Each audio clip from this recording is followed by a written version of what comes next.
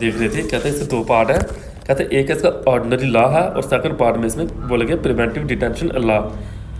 तो कौन कौन से पार्ट है?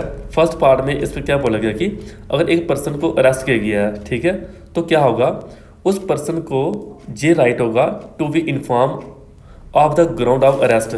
मतलब कि मुझे आपने अरेस्ट क्यों किया है, पहले नंबर ये पूछना है। जैसे मेरे को पुलिस वाले उठा के ले जाए तो मैं पूछना बनता ना, भाई क्यों उठाया आपने, क्या हुआ मेरे से। उसके बाद दूसरा इसको में ये कहता है right to consult and defended by a legal practitioner. किसी वकील को वो कंसल्ट कर सकता है, वो परमिशन उसको देनी चाहिए। उसके बाद तीसरा जाएगी right to produce before a magistrate within 24 hour. 24 hour से पहले उसको मैजिस्ट्रेट के पास ये जहाँ पे अगर वो ले सकते हैं, उसके सामने प्रस्तुत कर लिया, पेश कर लिया, तो उसको जो सज़ा आगे सुनवानी होगी वो सुनवाएंगे, अदरवाइज वो सज़ा मानी नहीं जाएगी। और right to be release after 24 hour unless, अगर वो मैजिस्ट्रेट के पास ये फर्दर डिटेंशन, फर्दर वो एक्सप्लेनेशन नहीं दे सकते हैं, तो उस बंदे को छोड़ना पड़ेगा उनको 24 घंटे से अंदर अंदर। These safeguard are not available to an alien. Alien का मतलब है जो फॉरनर होते हैं। और अ पर्सन अरेस्टेड और detain under a preventive detention law. मान लो हमारे कंट्री में कोई बाहर का बंदा है, उससे कुछ ऐसा हो गया, तो उसको थोड़ी देखें 24 घंटे के उतर पेश करेंगे, ऐसा नहीं। फिर कंट्री से कंसल्ट करना पड़ेगा कि भाई इसको क्या करना है, क्या नहीं करना है हमने। दूसरे पार्ट में बोला गया कि the second part of the article 22 grant protection to person who are arrested और detain under a preventive detention law. The detention of a person can not exceed 3 month. बोला गया कि उसको 3 मंथ से ज़्यादा हम उसको डिटेन करके नहीं रख सकते, क्योंकि ये एक एडवाइजरी बोर्ड के द्वारा जी जहाँ पे एक स्टेटमेंट निकाल के लाई है उन्होंने। और the board is to be consist of the, वो बोर्ड होता है जजेस का बना हुआ, और हाई कोर्ट में ये चीज़ें सारी अपील की गई होती हैं। This protection is available to both citizen as well as alien. ये सबके लिए है, यानी ज़्यादा से ज़्यादा 3 मंथ के लिए रख सकते हैं, उससे ज़्यादा नहीं रख सकते।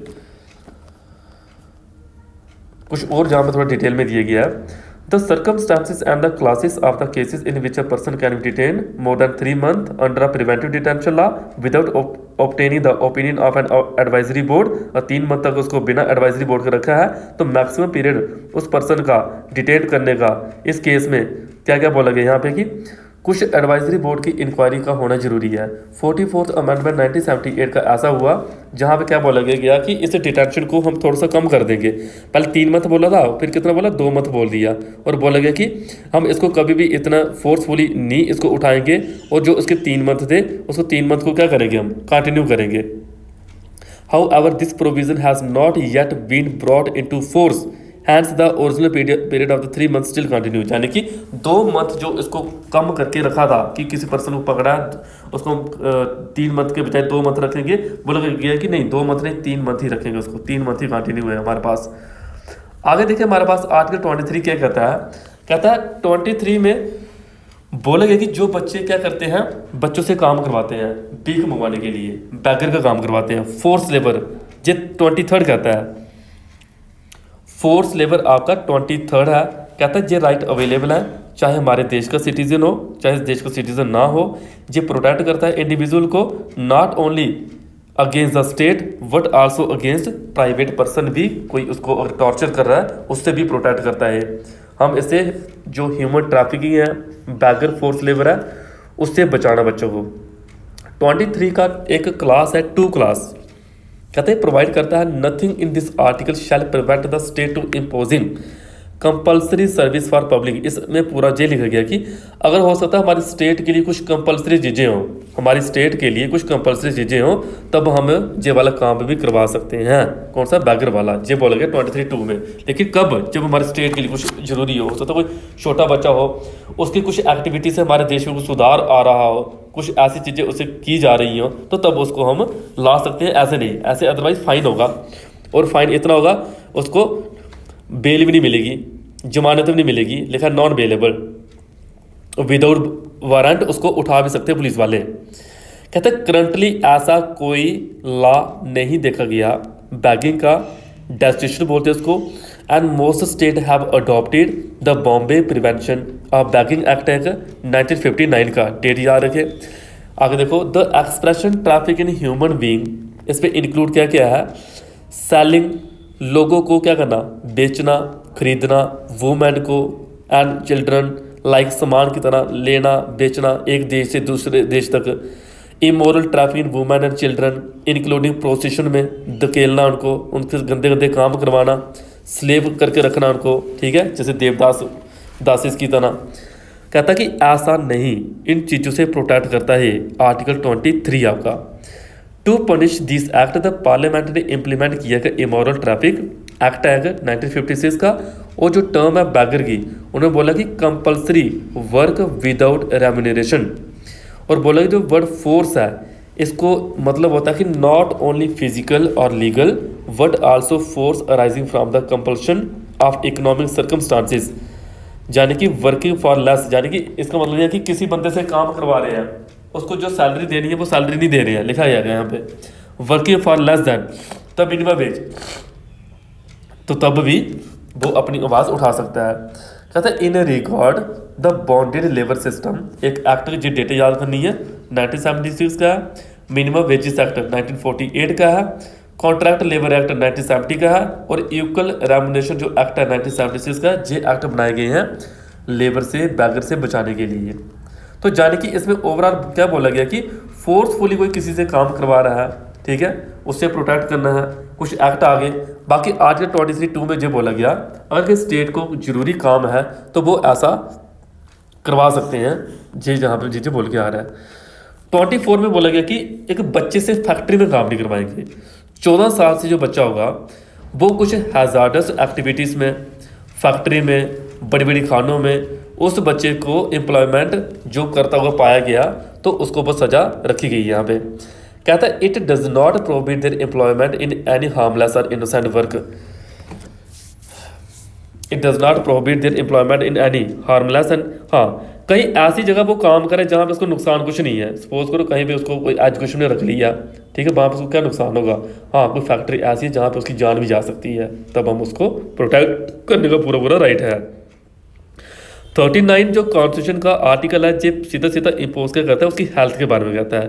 कहता है क्या उसकी स्ट्रेंथ है काम करने की, और कहीं पे ऐसा है कि बच्चे को कोई गाली गलौज कोई कर रहा है तभी उसको प्रोटेक्ट करने की बात कराइए। उसके बाद कोई बच्चे को घर में काम के लिए नहीं रख सकता है, शॉप में, होटल में, ढाबा में, फैक्ट्री में, टी शॉप में, ये बातें बोली गई हैं। 14 साल से कम जो बच्चा होगा ये बातें अगर ऐसा होगा तो उसके ऊपर एक एक्शन लिया जाएगा। इसके लिए सरकार ने एक चाइल्ड लेबर अमेंडमेंट 2016 का ये बनाया, और इसमें ये बातें बोली गई कि बच्चे को हमने क्या करना है, जो उसकी एडोलसेंट एज है, ठीक है, उसमें उसको प्रॉपर तरीके से कुछ एक्ट के थ्रू हमने उसको प्रोटेक्ट करना है। This amendment prohibit the employment of children below 14 year in all occupational processes, ठीक है। फर्दर द अमेंडमेंट, यानी कि कुल मिला के ये बातें बार बार वही रिपीट हो रही हैं कि ऐसा अगर कोई पाया गया उसको 6 मंथ की सज़ा होगी, 2 साल तक उसको 6 मंथ टू 2 साल तक सज़ा हो सकती है, 20,000 से 50,000 उसको फाइन हो सकता है।